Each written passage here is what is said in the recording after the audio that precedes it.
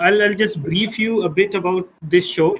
So this show is more about you, not the university or the product that we are. So this is not also about uni expert. So similarly, so we'll allow you to brief about your current job role in the beginning, and then we'll talk about Brunel University towards the end, because towards the end, every time we have seen some students coming up, which will be directly contacting you if you will share your email ID with them.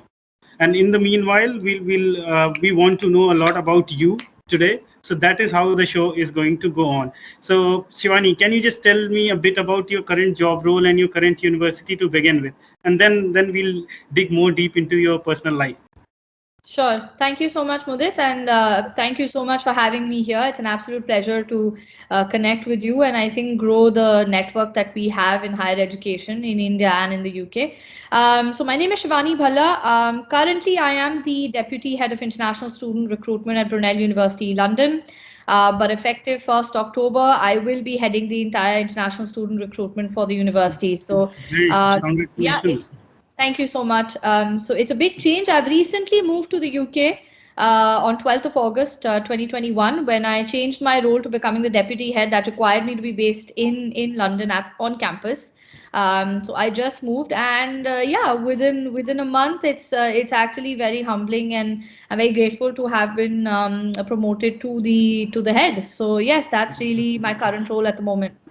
So do you think, like, as the saying goes on, with great power comes great responsibility? So do you feel the pressure of being the head of such a reputed university? Like every second student wants to go there from India. So do you feel the same pressure when you get promoted to UK, and then from instantly there you get promoted to a position of head?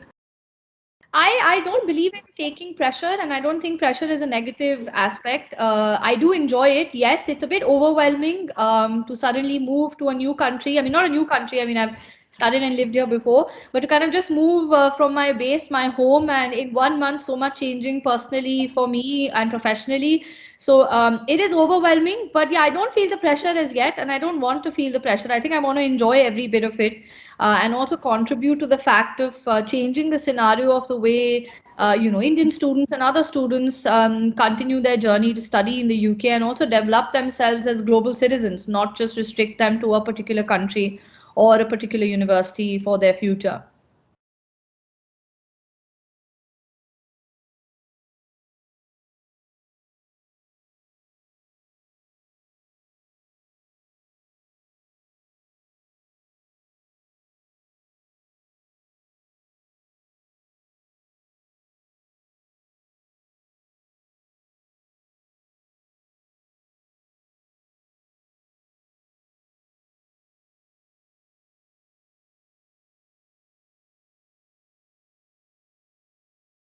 Amita, is it my internet or I just see Mudit frozen?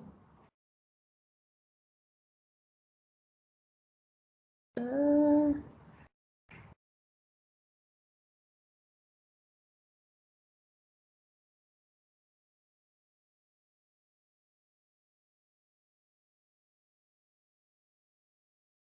Hi Shivani, can you see me? I suddenly you froze Mudit, so No, I can. it's the technical issue. It's a normal thing. I hope you understand. I'm in India right now, so No, no, absolutely. No, no, with lot of rain pouring in since midnight yesterday in Noida. So it's uh, that's the problem. I'm really sorry about it. no, no, no, that's absolutely fine. I completely So, understand. so just coming back to my previous questions, like what kind of a, like you just moved in. I know you have already been lived in UK, but previously when you must have came in, that was a different life. That was a different scenario. Okay, that was more like knowing the country with excitement, settling down in the country. I'll come back to that later on because I do want you to share that experience also. But for now, how do you feel it, the transition from India to UK, and that's too in the time of COVID? I'm sure everybody is having some or the other problems in their family, and there are a lot of personal attributes towards the family with this post-COVID era. So can you just share a bit about that? Because it's Firstly, a great example for everyone if you'll share it, because how you manage between your personal and professional life. So can you just share a bit more about it? First, I love the fact you said post-COVID era, which means we've beaten COVID, and that's what we aim to do when it all started. Yes, you're right, Mudit. It's not been easy. I myself got COVID in January 2021. I lost my grandparents to COVID end of April, so it has been challenging. But like Raj Kapoor said, right, the show must go on. Yeah. And when the going gets tough, the tough get going. And that's what I've learned from my mom and dad. I've always learned that, and I've always kind of embraced anything that comes to us, whether a good time or a bad time. As far as the UK goes, obviously when I left India, Delhi was getting a bit better. I was based in Delhi, but still there was a scare because we saw that crazy time in April and Yeah. May, and all of us saw it unfortunately with our families or our friends. So I know it was difficult to kind of leave India at such a time, but at the same time I was hoping to be in a more positive and in a more better mental space. UK lifted all of their restrictions, legal restrictions, on the 17th of July. And since I've been here, it's been pretty much back to normality. I mean, nobody's wearing masks here because it's not by the law. People are actually getting on with life. I'm back to working from the office 3 days in a week. So we're on a rotational basis where staff comes in 3 days in a week on campus and 2 days working from home. I attended a concert on Sunday. Rahat Fateh Ali Yes, you have Khan seen the performed on photographs. Sunday. So I think it's slowly getting back to normal. I still wear a mask if I'm on public transport because I need to take the tube to get to work. Mhm. But yes, people here are getting, so everything's open, really. If you ask me if London's open, London is fully open, rather the UK is open. Apart from some parts, Wales has some restrictions, but largely London is fully open. So luckily, because you are there, this would be out of this context question.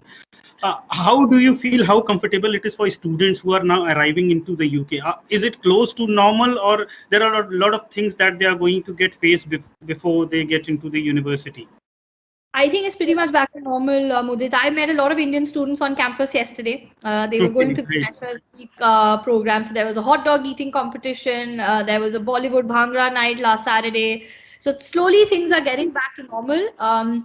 Yesterday, I saw rather Monday and Tuesday at the Brunel campus, we actually had a walk-in vaccination site for our students to come in and get vaccinated. The only thing we're asking students to do is to make sure that they're vaccinated to protect themselves. And I think now from the end of this month, there will also be a booster shot that will be available for students as well. Okay, I think Mudit, you've frozen again, so I'll wait for you to come back. है ना, तो तुम मत करो। I see you back. Yeah, I'm really sorry. It's Yeah, continuously absolutely with fine. the internet happening for some reason, and then it's coming back in within minute itself. So as you said, the things are coming back to normal in UK for students. Now I would like to begin from the beginning. How you Mhm. get into the industry, what inspire you to get into the industry, and please share something about your previous education, and the most important part, why you have chosen that particular course. Were there someone to influence you, or you really get a someone who counseled you properly? Sure. Thanks, Mudit. I think this is a topic I always like to talk about. Why? Because it always brings a smile on my face.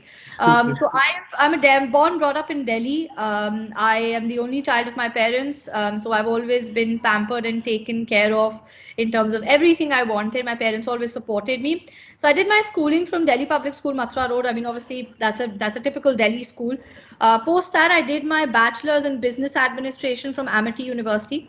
When I was in my final year there, I don't know. I wanted to. I always had this aspiration to study in London, to be specific, and that's a common dream that me and my dad had. My mom was very wary of sending me anywhere. She thought, I'll get more spoiled, and I don't know. She thought I'll make boyfriends. I don't know, whatever she thought I will do. But me and my dad wanted me to kind of, go study abroad. One option was obviously the US because I had a lot of family there. But we did a family vacation to London just before I graduated from Amity. And that kind of, grew the confidence in my dad and me that London is the place that I wanted to be in. Mhm. So when I was in Amity, you know how it is when you're in college, you sit with your group of friends. Everyone was like, what next? College is over. Now what do we do? And everyone kind of was deciding their plans. A lot of us decided to actually do our masters in the UK. Okay. And that's when we started, kind of having different conversations. I had specialized in Amity in marketing and branding. And my professors would always tell me that I have a natural tactic for marketing, and I should pursue something in that area. What I then did was I started looking up courses. I always had this fascination of studying brand management because I also did my summer internship with Ogilvy and Mather, which is an advertising agency, with Vodafone as a brand. So I always wanted to get into brand management, and I started looking up courses in London which offered the same. To be fair, not many popped up. I remember that time I saw a program in Westminster, London College of Fashion, and Brunel. So it was kind of, I started digging into it. So I actually went on to the Facebook page of Brunel. Then this is what, 2008, and I started seeing if I could find any Indian, any Indian connections there. I started speaking to this guy who was doing his undergrad at Brunel, and he ended up being a cousin of a friend of mine at Amity. So Oh, I great. yeah, so it kind of just it was seemed like it was destined, and then I spoke to him over. I think there was BBM then, so I spoke to him over BBM, and I was like, how's Brunel? What's the feel like? Is it a campus? And took feedback from him. So I applied to about 4 5 universities, and then the program at Brunel was corporate brand management, Okay. something which I really was excited about because it was also taught by a professor called Professor John Balmer, who's still at Brunel, who still teaches corporate brand management, and he was actually the founder of Corporate Brand. So for me, it just made a lot of sense to go to a university or study a course which is being, kind of taught by the stellar person who's actually launched it. So the choice was fairly simple. I had zeroed down on the university and on the course within about a month or so.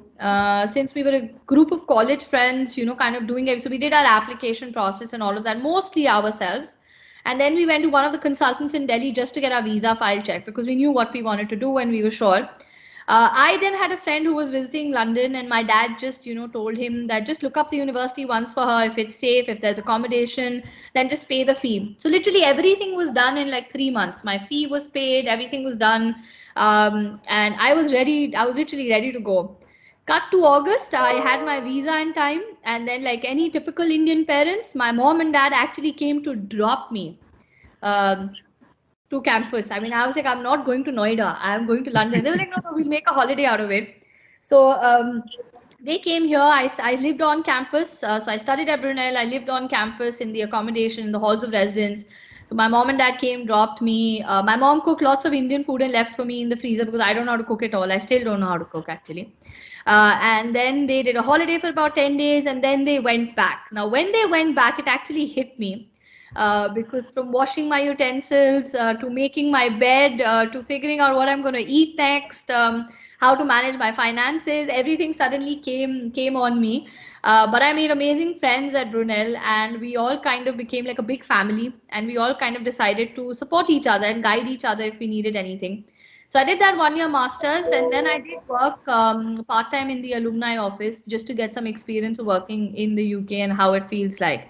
And the PSW existed then, but I think my mom kind of, emotionally, I would say, just asked me to come back to India for whatever reason. And I also kind of was missing home. And I thought, okay, let me just go back and let me make something of myself, back in my home country. And I went back to India straight after, and I got a job with a brand consultancy firm within about a month or so. So I did lots of different things. I worked with a brand consultancy. I worked on a project with Airtel in their branding team. Then I worked for almost about 2 years with Times of India, Bennett Coleman for about, yeah, exactly almost 2 years in their corporate marketing team. And so that was a lot of fun. That gave me a lot of experience, exposure, met a lot of different people from different backgrounds. And then I was a part of the alumni network at Brunel. And at one Okay. of those events, I was there, and the head of international had come from Brunel to kind of recruit students from India, and we just started talking. And she was like, "Oh, why don't you do stuff for us? You're an alum, and you could do a lot of things on ground." So I started off by answering basic questions for students on Facebook, Student Room, and just helping out on a very part-time basis. And one thing led to the other, and then she said, "We want to have a full-time person in Delhi. So would you like to take this job?" And I was like, why would someone want to talk to me? I'm an Indian. And she was Mhm. like, they would want. I would always feel that they would want to talk to someone who's white skinned or a Yeah. typical Gora. And she's like, no, no, no. They would love to hear you because you've studied there. You understand where they may be coming from, and you can talk to parents. And I went to one of the recruitment fairs in Delhi at Eros Hotel, and that was it. I mean, literally. And I was just I really enjoyed it. I enjoyed talking to students, enjoyed talking to parents. We finished the fair. She offered me the job. I took about a day or so to say yes. And yeah, that's how it started way back in 2011. So there are three questions from my side, which will be thrown to you.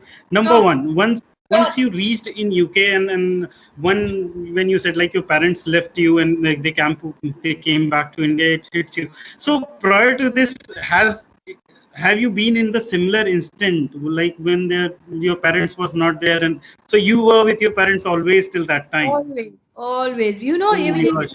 Indian this thing, right? I was the only child. I was never sent to Yeah. boarding school. I was never even allowed to go for a night stay at my friend's place. That's how, I was kind of had, protective parents. So this was really the first time, and straight and they left me in London, not even So in a city in India. So how tough was it for you to man? Like a lot of Indian student ask me like when we go abroad, how tough is going to be for us? Like at the same time you have to manage your food, then at the same time you have to manage your home load. I mean to say washing your utensils, washing your clothes, Yeah, and then yeah. doing your homework, then attending the classes, and obviously 80% attendance is the mandate thing. How tough was that thing, that transition when your parents came back? When my mom and dad came back from, I know people find this very difficult to believe. They usually think single child are very shy and they're very introvert. No, I'm an extrovert. So Okay. for me to make friends is the easiest thing. And even while my parents were there, I would hardly spend time with them, but chill with my friends on campus in the uni. So it was like we became like a big group of Indian and Pakistani. We were, I think, what, about 18 of us? Oh, great. I had friends from Ahmedabad, Bombay, Delhi, Jaipur, Islamabad, Lahore, Dhaka. We were like this big South Asian group. And when mom and dad left, to be fair, I was a little upset the first couple of days because I had to make my own breakfast in the morning. Like I said, I had to suddenly clean my utensils. I was very used to someone doing it for me before that. Yeah. But then I was like, okay, this is an experience and an exposure which will be once in a lifetime. So let me make the most of it. And I just kind of transitioned through, started enjoying those little things that I would want to do for myself.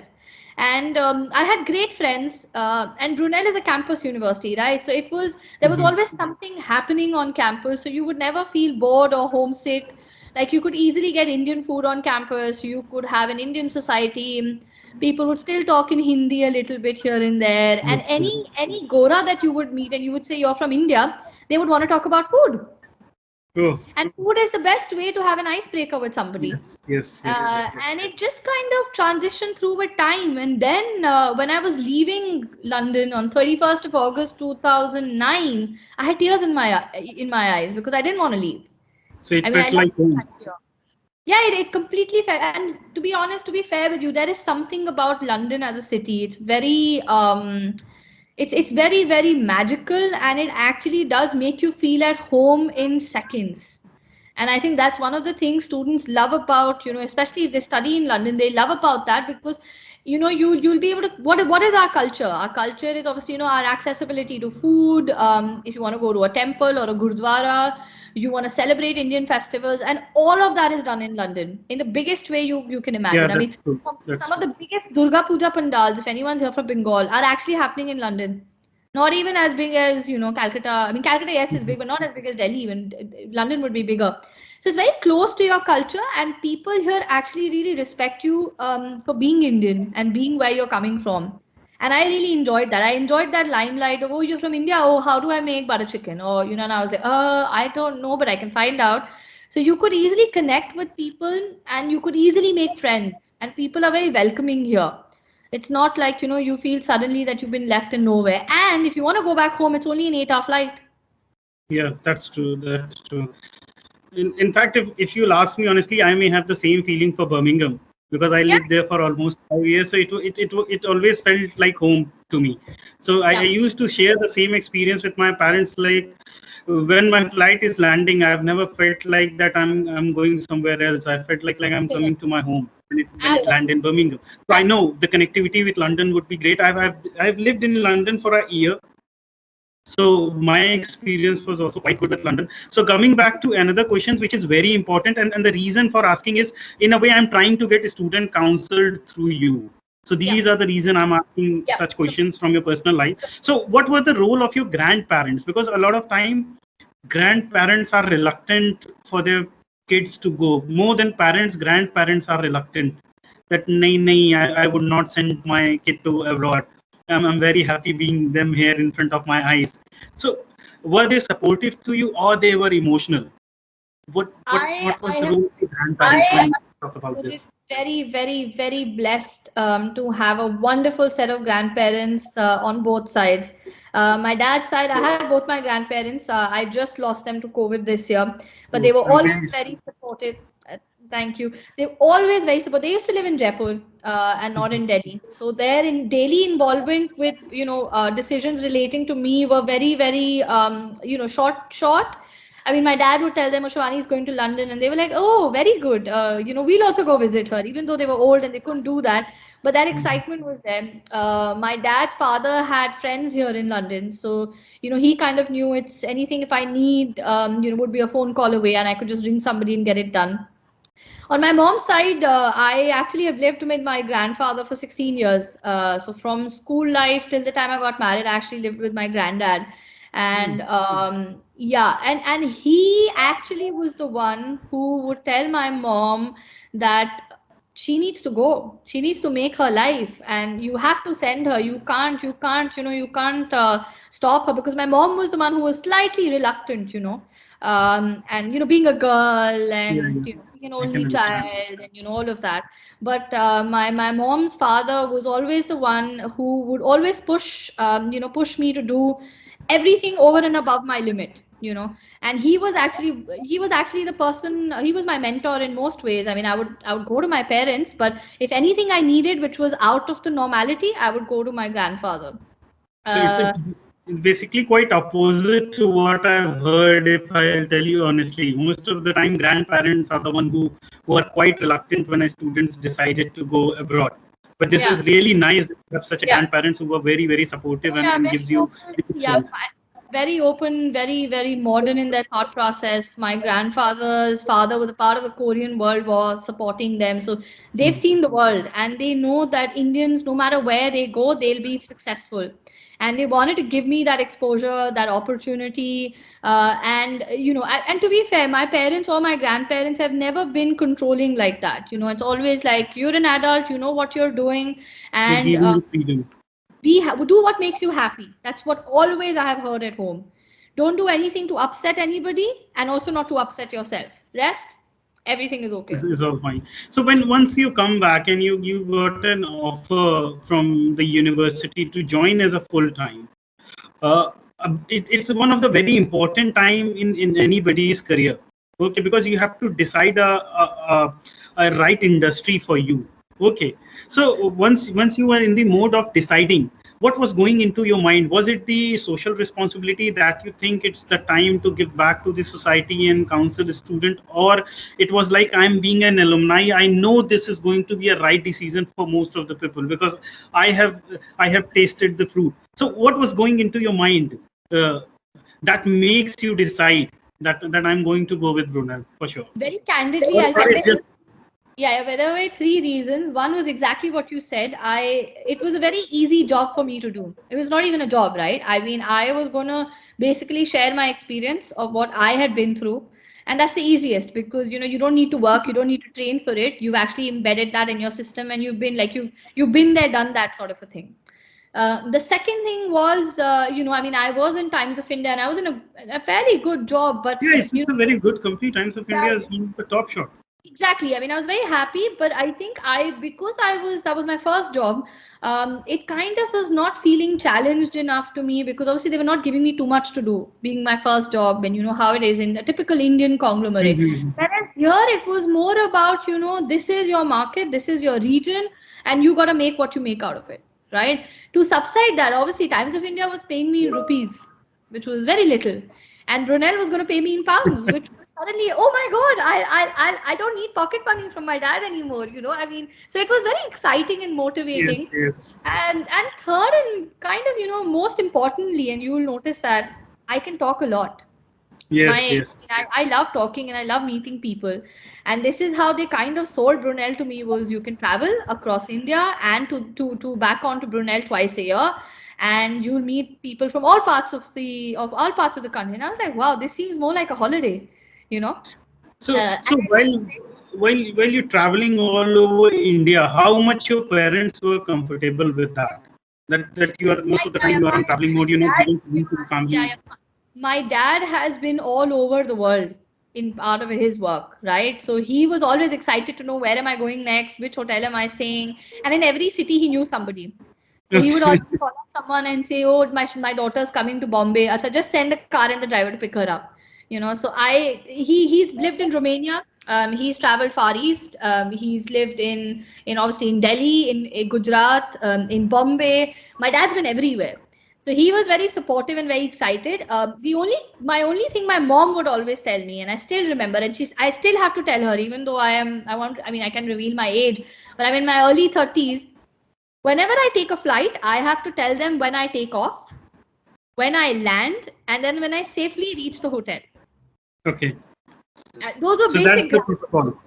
those are basic ground rules that no matter who you are and where you get, you have to let us know you're doing fine. So even now, since I've been in London, every morning when I'm leaving for work, the first thing I do is speak to my mom and just update her that I'm on the way to work, and I keep her posted. And when I'm leaving work, I have a quick chat with her for 5 minutes.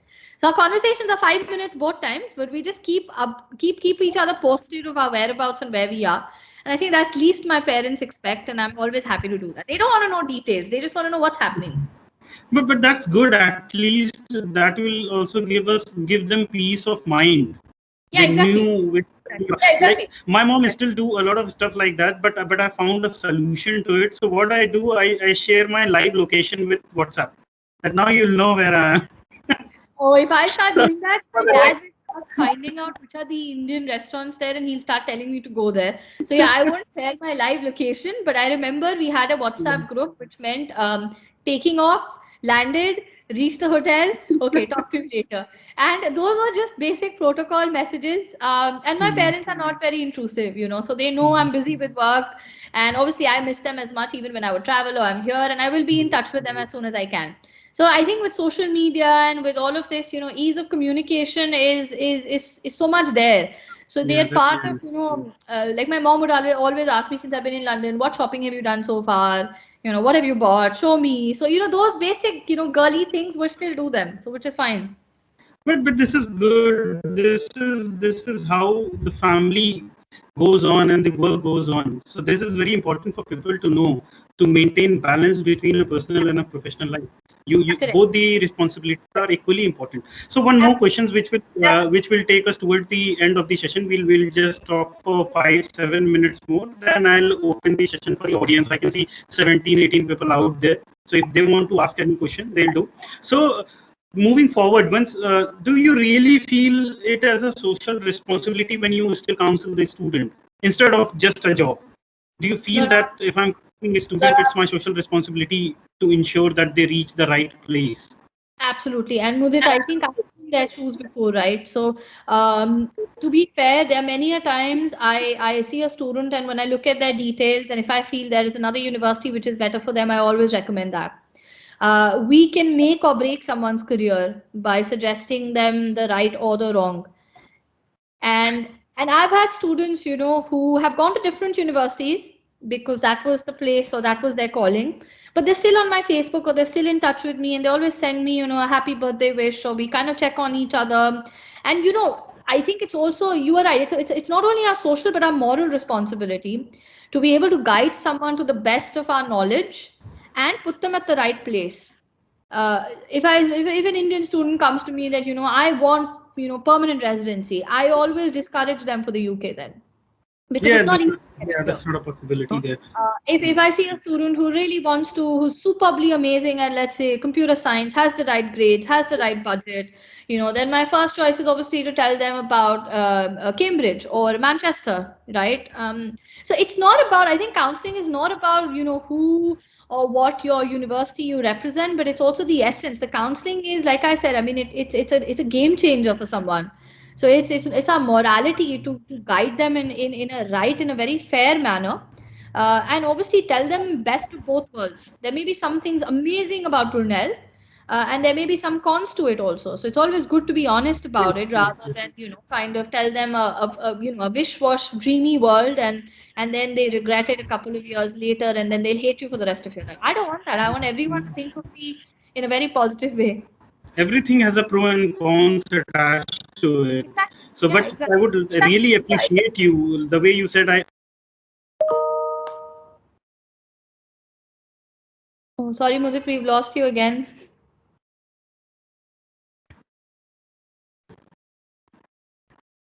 Sorry, hello, am I back? Yeah, yeah, you're back. Yeah, so, Yes. so I'm saying the line that you said was truly amazing. That you even tell a student that this university is going to be better than mine for a particular course, which I have not seen so much happening in in the industry. Reason being, the industry is currently dominated by the agencies.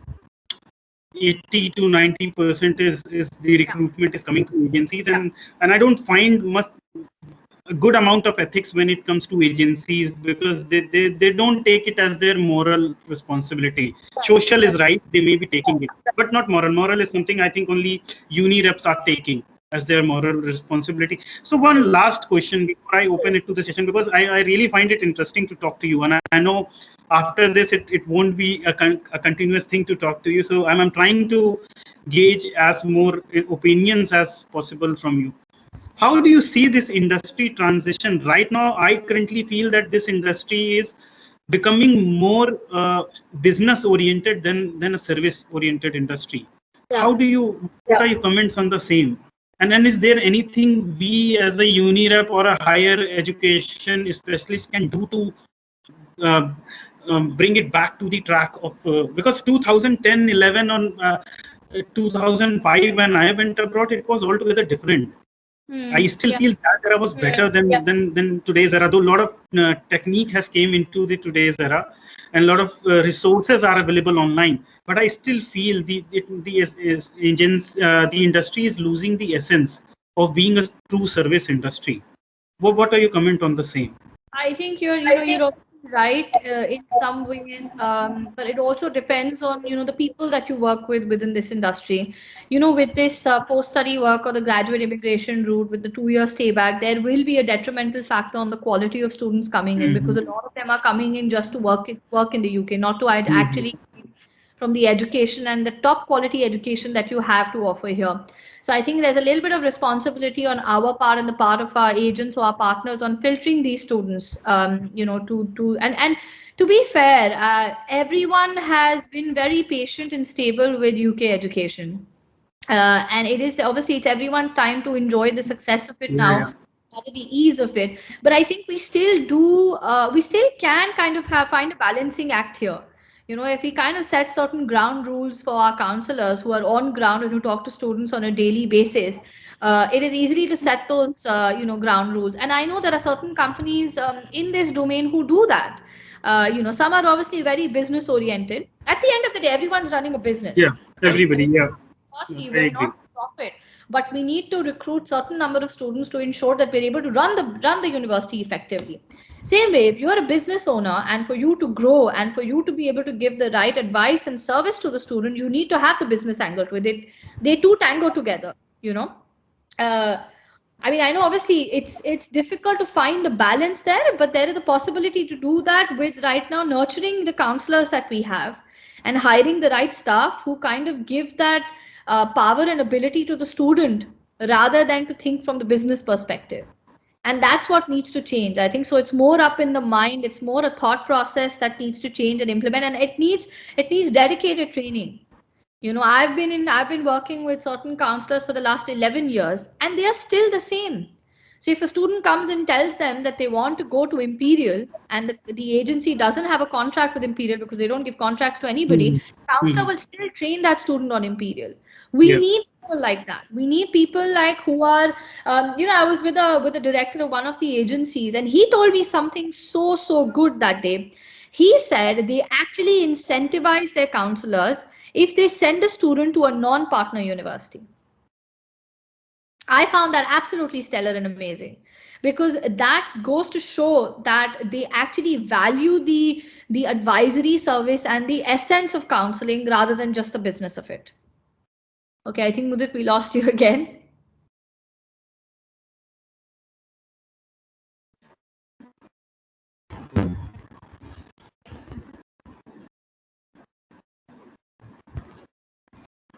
I'm back. Yes, Mudit, yeah, I can see you. Yeah, you're back. Yeah. So you were telling about the director who is incentivizing the counselors. Yeah, incentivize the counselor to send a student to a non-partner university.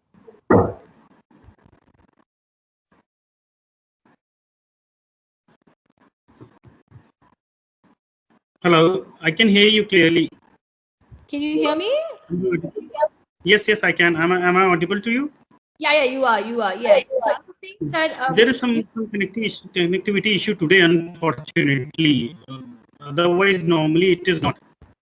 I think maybe the Airtel people, I need to ring them up straight away after this interview. Yes, absolutely.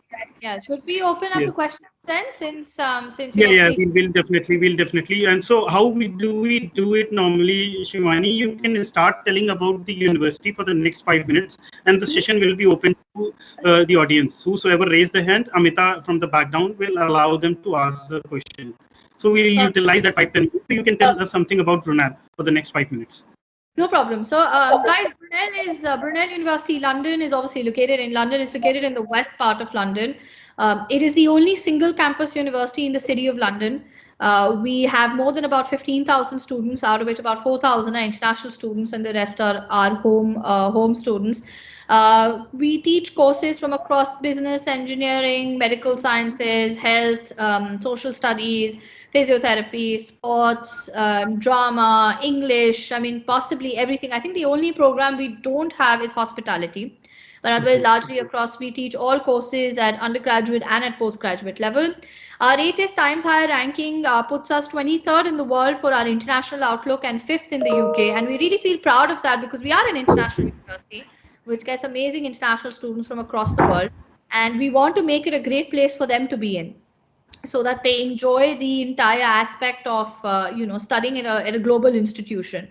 Apart from that, Brunel, obviously, because it's a campus university, we have accommodation guaranteed to international students on campus.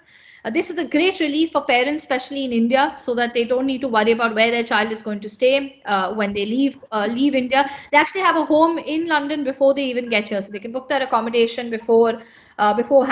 Apart from that, we have a range of scholarships for academically excellent students. We also support them during the COVID times. We're reimbursing them for their COVID testing kit. When India was on the red list, we were reimbursing the entire quarantine cost. So we are a student-centric university, and for us, most important and the critical factor is student experience. I've been a student there myself, and I had a fabulous time. Obviously, I mean, you had your T's and pros in terms of as a student, but overall, I loved being on the campus, and I think that truly stands out in the city of London. So that's great to hear. So what are the internship opportunities available? That's a question from my side, not from anybody has not asked any question yet.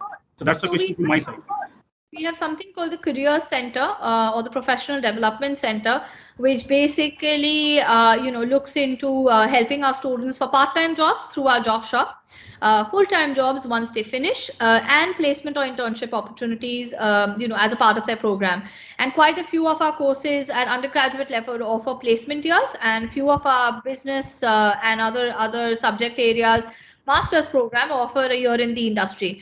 This is more to give the students an experience and kind of getting them to work in the UK scenario of things. So I met an Indian student yesterday who has got a placement with a company in Swindon relating to engineering management. So we do support our students, and we have dedicated staff members who help them through this. So from the CV writing process to actually making the job application and to going through the interview process and effectively actually working and coming back to us for a mentoring program, we always support them with that. So what kind of a support does a student get in terms of once he or she land into the London? Do they get airport pickup facilities also Yeah. from the Yeah. university? Yeah, Brunel is offering an airport pickup for September students up till the 31st of October. So once they can book a taxi service completely free of charge from our website. One of our taxi companies, Addison Lee, will pick them up from the airport and bring them on to campus accommodation. This service is only for students who are living on campus. Okay, so we have got one question from somebody. More people are raising hand. Is university accepting Punjab and Haryana students? We don't. Firstly, we have very fair admissions policy. We don't, differentiate with students from where they are coming from. However, since they're from a sensitive, flagged off area by UKVI, so we do make sure we check their documentation, and English language is mandatory. We do not accept any MOIs. So we would need an IELTS or a Duolingo or a TOEFL, if they want to come study with us. So what is the score normally required for bachelor's and master's program? I'm sorry, I lost your voice with it. I'm saying, what is the IELTS score required for normal masters and bachelor's program? 6.5 with 6 in each individual section. Okay, that's great. So Shivani, I think I'm done with the session today. Okay, and I'm really thankful to you for bearing me my connectivity issue, and thanks a lot for your time today. So no, I'm really thankful to you. Thanks a lot for coming on our show today, Shivani, and best of luck with your new role. Thank you. Thank you so much, Mudit. Take care and stay safe, and thank you so much for everyone joining in. Thanks a lot, Mudit. Take care. Bye bye. Thank you. Bye bye. Bye.